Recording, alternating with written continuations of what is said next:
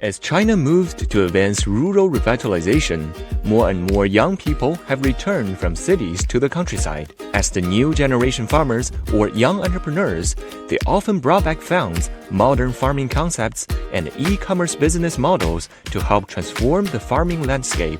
Du Xiaoyi was born in Shanzhai village in Hebei province.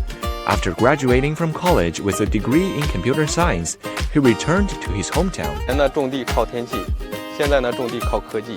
目前呢，我种植的1000亩小麦已经全部用上了5G 新技术进行生产管理。那以前呢，一个人种20亩、30亩就已经不少了。就像现在通过这个数字化管理，是吧？像这个1000亩麦田管理呢，只需要几个人就够了。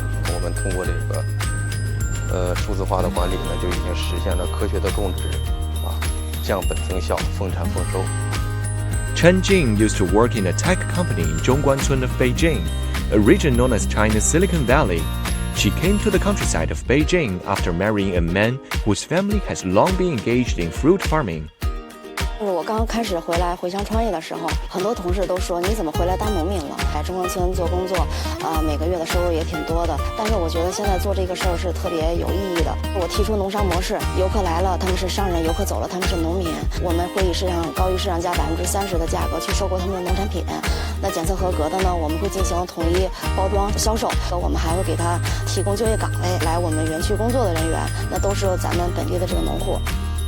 Feng Meiyu, who was once a migrant worker in the city, chose to return to her rural hometown with her husband late last year.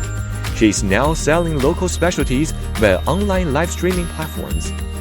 从去年2月到现在，我们已经卖了有12万块钱，所以我们觉得只要保证好肉的品质，提升肉的质量，保留原汁原味，这个市场还是蛮好的。